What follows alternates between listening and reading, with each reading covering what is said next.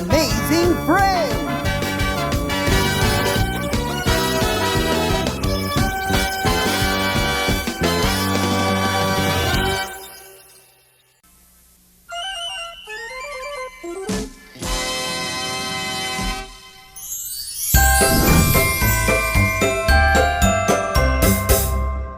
Hello and happy Honda Days to you and all your family and, people you might actually like. Welcome to a Life Day edition of Saturday and His Amazing Friends, in which we jingle jangle all the way down the sugar plum lanes of yesteryear and revisit the ghosts of classic cartoons from the past.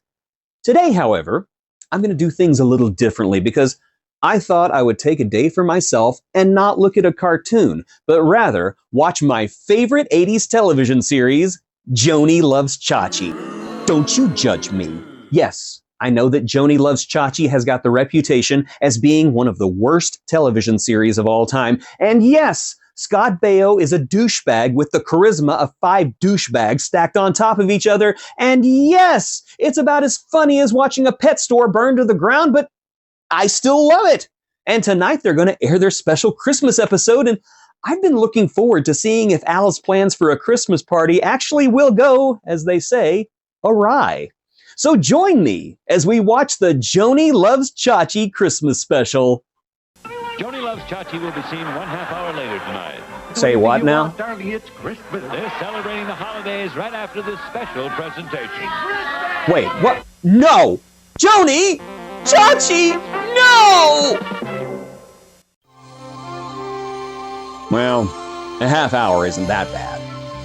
But what in the world would they dare preempt Joni Loves Chachi with? Ooh, it better not be the Peanuts Christmas special. I hate the Peanuts Christmas special. You know what? Say what you want about me, but in that special, Charlie Brown was an insufferable, entitled piece of shut up. What? Christmas comes to where?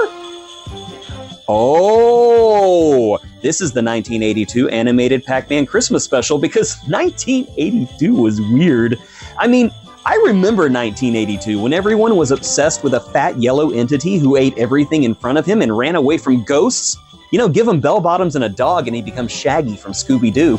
But no, we're talking about Pac-Man. And Pac Man Fever was gripping the nation during that time because we just didn't know any better.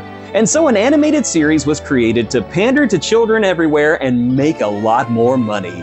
And it was among the first batch of video game adaptations anywhere, right behind Donkey Kong, Frogger, and Custer's Revenge. So naturally, a Christmas special was devised because all of the network executives in the 80s were on crack. Besides, every popular franchise needs a Christmas special, even when it doesn't make sense. After all, Pac-Man looks like he should be hanging from a Christmas tree, not joining hands with his family and singing around it. So how does this very odd Yuletide offering measure up? Only one way to find out. Let's watch! TV's over there. Stop staring at me!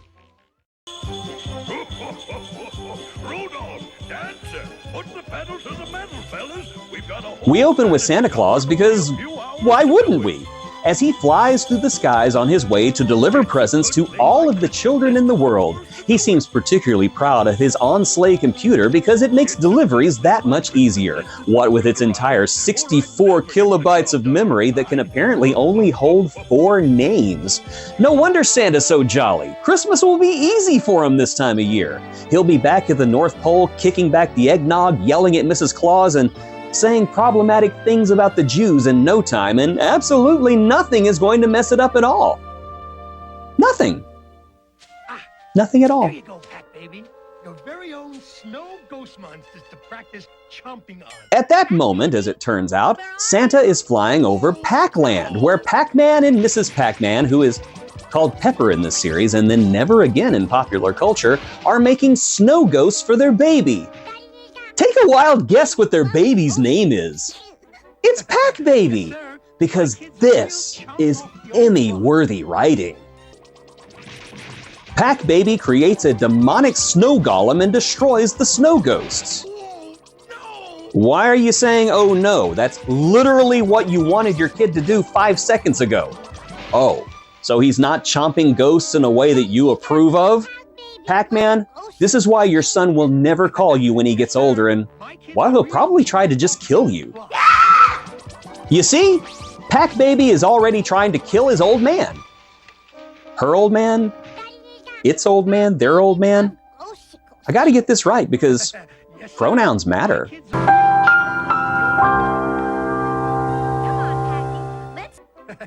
Yes, sir. My kid's a real chomp off the old block. Did you like that chomp off the old block pun? Well, you better get used to it because that joke is going to get run into the ground harder than the last few seasons of The Walking Dead. Despite the fact that his own offspring literally just tried to murder him, Pac-Man takes his family on a toboggan ride into the snow just as the show and video game's main antagonists show up, the Ghost Monsters. Yes, they're actually called ghost monsters. Does that mean that they were once monsters who died and became ghost monsters, or were they ghosts who just became monsters after their deaths? And who were these guys before they died? Well, why am I asking? Obviously, they're Larry, Curly, Moe, and Shemp, but who is Sue supposed to be? Did Curly Joe transition? Why did the Stooges +1 become monsters after they died? Were they being punished by a vengeful god who hated slapstick? These are the questions I ask when I'm home alone and there's no internet. So the basic premise of this show is that Pac-Man wants to chomp on the ghost monsters, and the ghost monsters want to chomp on Pac-Man. This cartoon must have been the genesis of so many weird fetishes when its audience got older. Why are the ghosts wearing scarves and muffs? Do ghosts get cold? Will they die of hypothermia? What happens when a ghost dies? Does it become a super ghost? This show is one big stupid existential question after another. Hang on, I'm putting this here toboggan into warp speed. Warp speed? So Pac-Man knows what Star Trek is? I'll return to this point later because the rules of Pacland are weird. End of the line!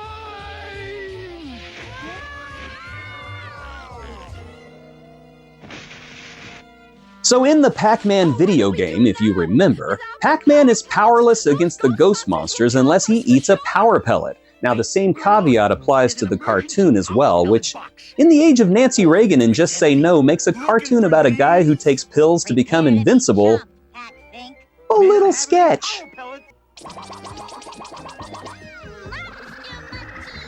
Quick! What color did the ghost turn when Pac-Man eats the power pellets? If you said blue, you're wrong! Now they turn a Pepto-Bismol pink because, I don't know, pink animation paint is cheaper? It's the same reason why so many Filmation characters were green. Because the green paint was cheap. Now you know. And knowing is half the battle. G.I. Joe! The other half is killing all the commies. I wouldn't chomp us if I were you, Pac-Man. Haven't you read the new warning? Whoa! Caution! The Ghost Monster General. Oh. When a pack person chomps on a ghost, the ghost is reduced to a pair of disembodied eyes that quickly retreat just like in the video game, and it's actually one of the only things in this cartoon that is just like the video game. You know, I wonder if getting chomped hurts. My instincts tell me no. They're already dead and in a hell where they're robbed of all sensation. Again, though, why are they wearing cold weather gear? Are they just big on seasonable fashion? This show is profoundly and very accidentally philosophical. Pac-Man and family devour the rest of the ghost monsters whose bodiless eyes float home. However, on the way there, they bump into Santa in the air and spook his reindeer. This causes Santa to crash in Pacland and leads to our very first commercial break. I'd be a third of the way through the Joni and Chachi Christmas special by now, but no. I had to wait half an hour so Pac-Man could muscle his weird spherical body into the TV schedule. Stupid Pac-Man. We'll return to Christmas Comes to Pacland after these messages.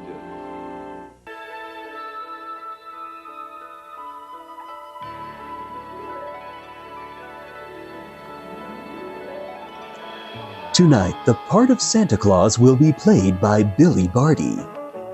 Give it up, ladies and gentlemen, for the worst guard dog ever.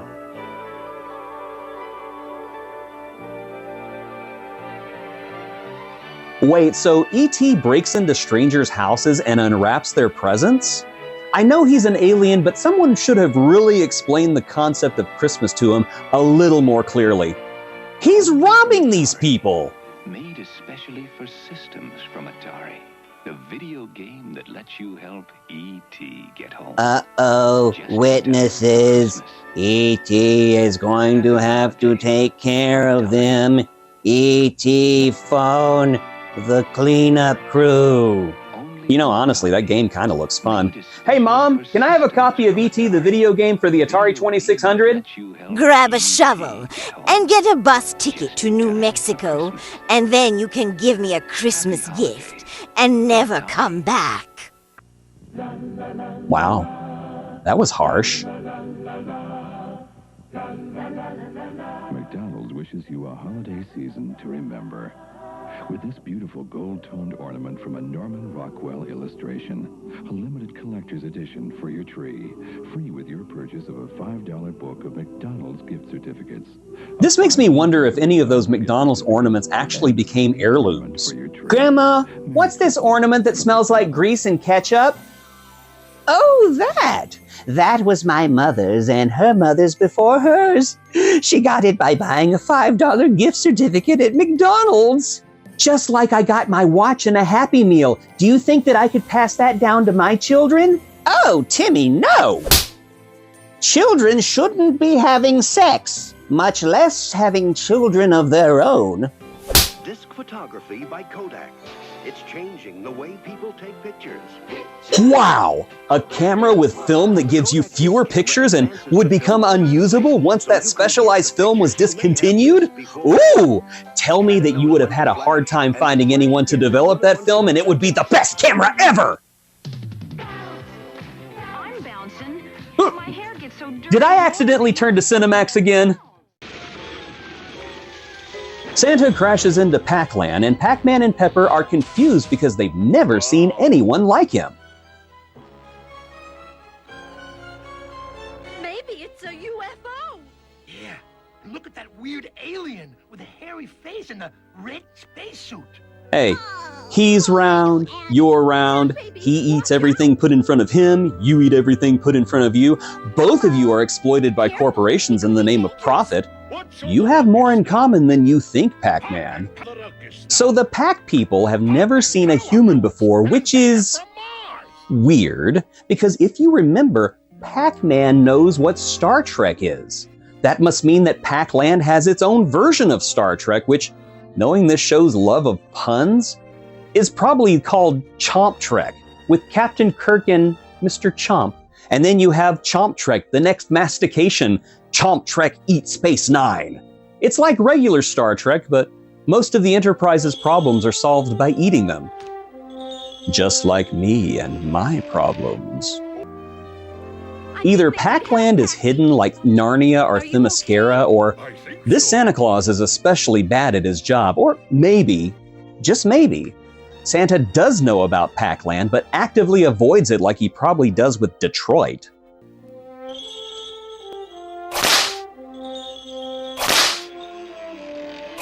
Stop! He's already dead. Oh, it's no use. Santa, you insensitive buffoon! Those reindeer have just been in a major accident. Blitzen has gotten blitzed and Comet is concussed, Donner is dizzy and Dasher is mussed, Dancer is dazed and Prancer bumped her head, Vixen is vexed and I'm pretty sure Cupid's dead. Jeez! What was that? Was that the transition? Warn me before that thing pops up again! I almost peed my pants, I was so startled. This stuff sure is good. I really appreciate how the animators couldn't be bothered to paint any backgrounds in Pac-Man's house. These Pac people are real minimalists.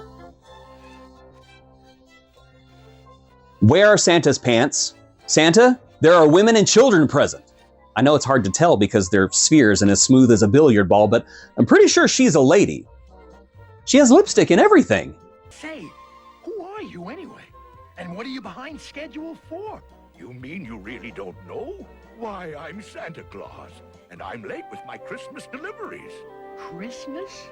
What's that? You've never heard of Christmas? Wait a minute. Jingle bells, jingle bells. Jingle all the way. Dear producers of Christmas Comes to Pacland, I am writing you today to express my sincere disappointment in a continuity error that I noticed in your show. Worst Christmas special ever. You've never heard of Christmas? Why, it's the most wonderful time of the year. It's the season of giving and receiving, a time of peace on earth and goodwill towards man. Christmas sure sounds wonderful, all right. Wow, they sure bought into this Christmas thing quickly considering they didn't know what it was 10 seconds ago. I bet Scientologists would make a killing in this place. Of course you can have all my money. I gotta kill those thetans in my body. Sir, that's not what we... Oh, whatever. Just give me all your money. Now you see why I must get airborne. I've got a long list of good little boys and girls who I've got presents for. Ho, ho, ho! None of them are for you, of course. These presents are just for humans and not unholy jaundiced eating machines like yourself. My bag of toys. I must have lost them in the crash. Santa! Given that the residents of Pacland are at crotch level, can you please put on your pants? Oh, well, don't worry, Santa. We'll save Christmas for you. But what about the presents? Without them, my reindeer and sleigh won't be of any use. Just leave everything to me.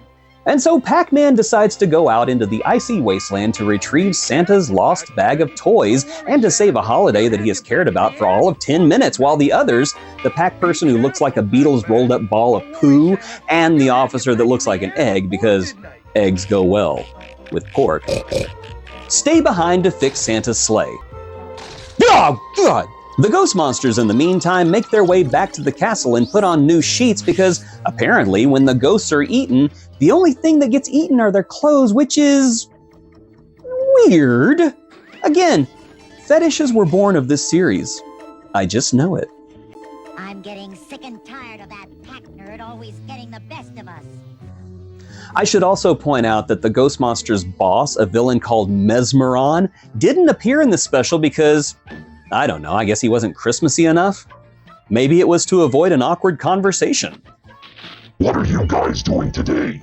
Oh, this fat guy and his flying pack of animals crashed into the woods. So now we're gonna ruin this thing we just found out about called Christmas, where the fat guy breaks into people's houses and leaves offerings under a tree that they've killed and dragged into their home before covering it with decorations.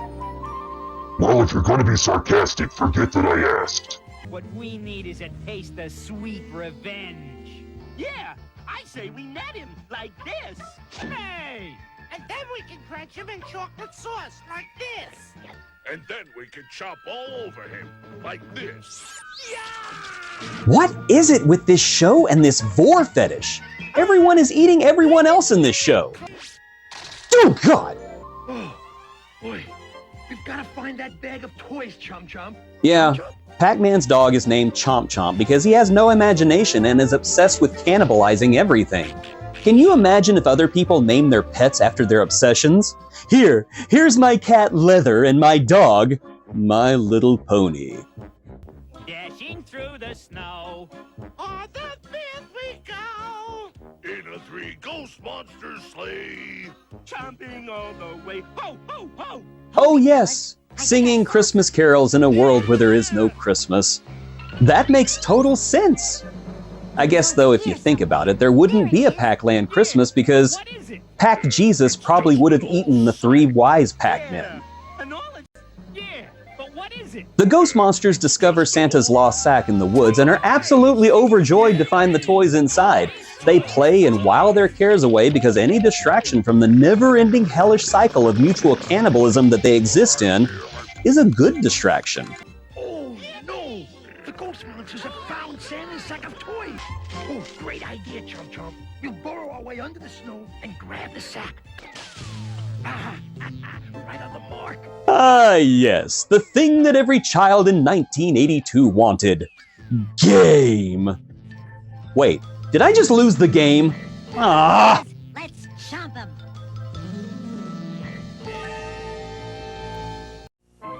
return to Christmas Comes to Pacland after these messages.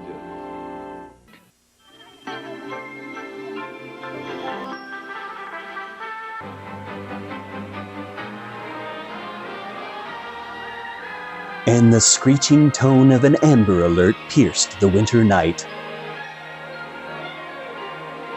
Hey, what are we supposed to do with these cartoon animals? They're leaving cartoon poops everywhere! Evans' exclusive Black Diamond Mink.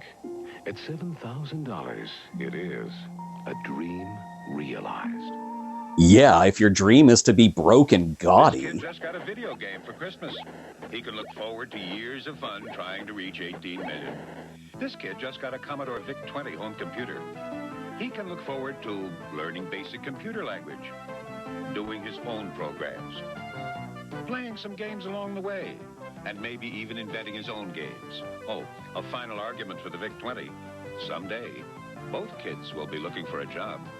Dad, it's Christmas. Can you please not with the high expectations? I just want to shoot a centipede running through mushrooms. Pac-Man is cornered by the ghosts. All I want are the toys.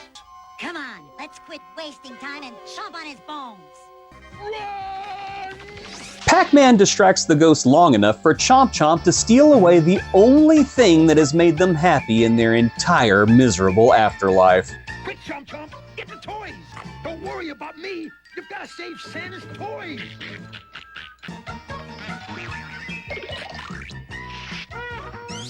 Hey, Pac-Man's pooch is taking our toys.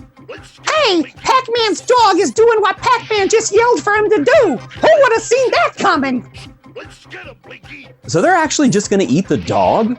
They're eating the dogs. They're eating the cats.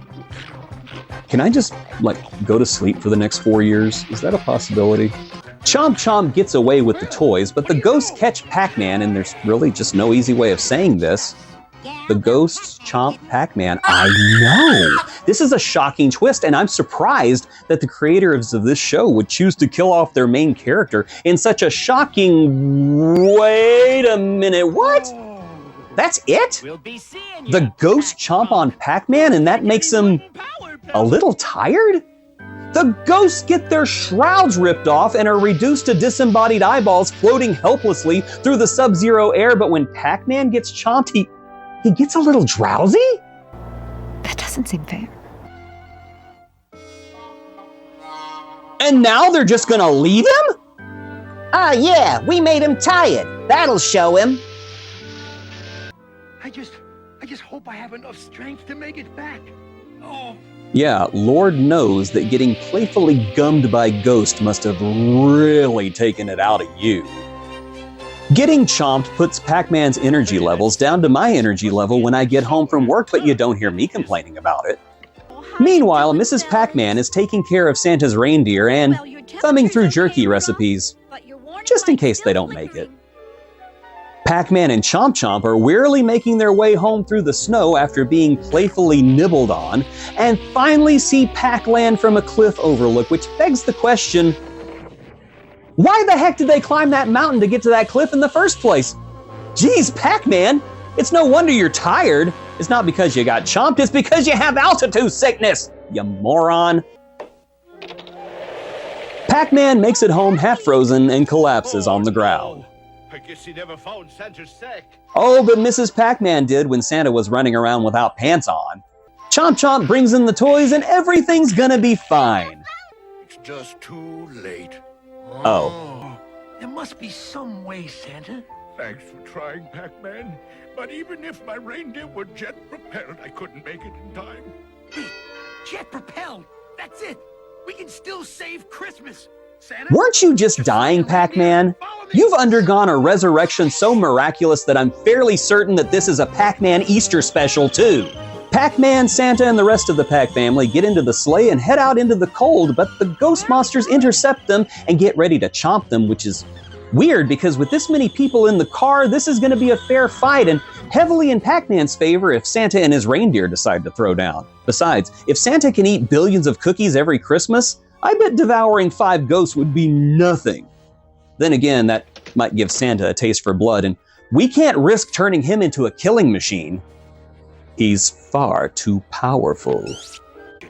We're the only chance Santa Claus has of saving Christmas. Santa Claus? Christmas? That's right, Christmas. It's a time for spreading joy throughout the Okay, world. Pac-Man, you've known about this holiday for less than an hour, and now you're Pac-splaining it to 5 ghosts who were literally singing Christmas carols at the beginning of this episode in commemoration of a holiday you knew nothing about. Your clever talk ain't gonna get you out of this mess. That's right. We're gonna make you so tired. Doing this for me. Just think of the millions of deserving children around the world who won't get their Christmas presents. You open your mouth. I still don't understand how Pacland works. Now it seems Pac-Man is aware of the outside world, even though the physical appearance of Santa was confusing to him. Now he's extolling the virtues of giving gifts to millions of children all over the world that an hour ago he knew nothing about. If I were him, I would be having an existential crisis, not a Christmas epiphany. What do you mean we're living on a planet of hairless apes with nuclear bombs? Ah!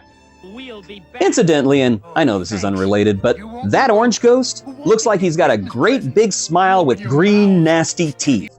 Someone should give him a toothbrush for Christmas. Actually, no. I was told that when I do that, it's insensitive and rude, but you know what? So is breathing on me with dragon breath, and I was at least offering up a solution. All right, already. Just this once, Pac-Man. But remember, when Christmas is over, we'll be back. Pac-Man and the Pacland take Santa to the Power Pellet Forest. But it's just no use. I might as well face it. I've missed my first Christmas. Are we sure they brought back the right bag? Because right now, this Santa is a real sad sack. As it turns out, Pac-Man has brought Santa and his reindeer along to chow on the power pellets because the reindeer are going to need some serious amphetamines to make it around the world in one night.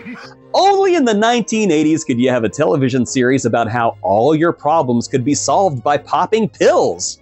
We didn't see this kind of rampant drug use again by an animated character until BoJack Horseman. The reindeer, now experiencing the intense rush of Pac-Man's greatest G-rated speed, becomes superpowered, and Santa bids a hasty goodbye because he wants to get the heck out of this crazy place as soon as possible. You see, Santa didn't overlook Pacland, he just avoided it like the plague, as any sane human would. However, as a final thank you and please forget about me bribe, Santa leaves the Pac family an irradiated Christmas tree and the joys of consumerism. Pac-Man passes out gifts to Pepper, those other guys, that stupid baby, and even the cat and dog. And when the ghost monsters appear to Nakamura Tower the Pac family, they get the sheet shocked out of them to discover that Santa left presents for them as well. Because while hatred is eternal, the joy of material possessions is eternalier. And with that, Santa flies off into the distance to bring joy to all the children of the world, unless they're naughty. Or poor. Because Santa, for some reason, really hates poor kids. We'll return to Christmas Comes to Pacland after these messages.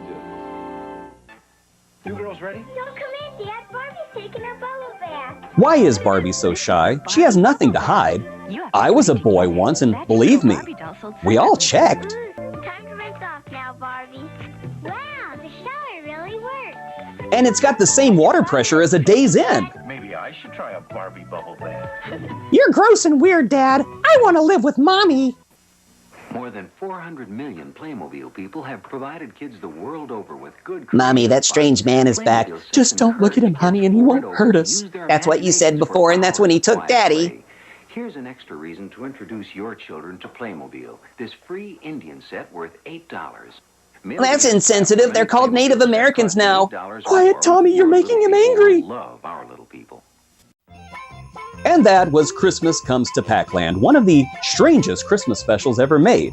Well, if you don't count a Claymation Christmas or the Star Wars Holiday Special or Rhapsody Street Kids or the Leprechaun's Christmas Gold or He-Man and She-Ra's Christmas Special or We Wish You a Turtle Christmas or Grumpy Cat's Worst Christmas Ever or the Munsters Scary Little Christmas or the Alf Christmas Special or Grandma Got Run Over by a Reindeer or Emmanuel Lewis and Mr. T's Christmas Dream or Bill Cosby's Special Eggnog Sleepover. But not counting them, it's the strangest Christmas special ever. A festive Festivus fever dream brought to us by the overmarketing of a few pixels and now a thing of myth and legend.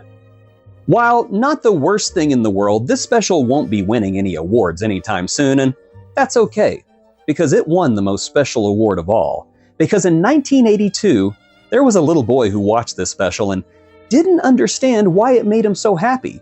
It wasn't until when he got older that he realized that it was the first time he saw a Christmas special speak to his generation in a language that he understood. It was the first time that the video games he loved came into a mainstream spotlight, and while it would be decades before video games were taken seriously by television and Hollywood, that little boy sitting on the floor in his parents' living room knew he was watching something special, even if it was kind of weird. That little boy was me, by the way. You understand that little boy was me.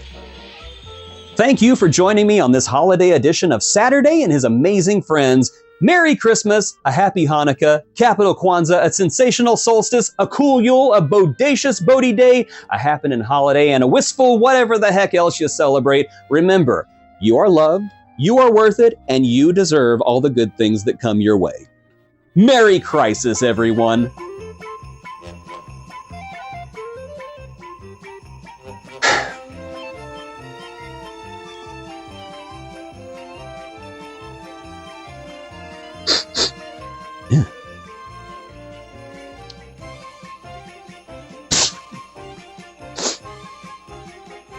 Oh no.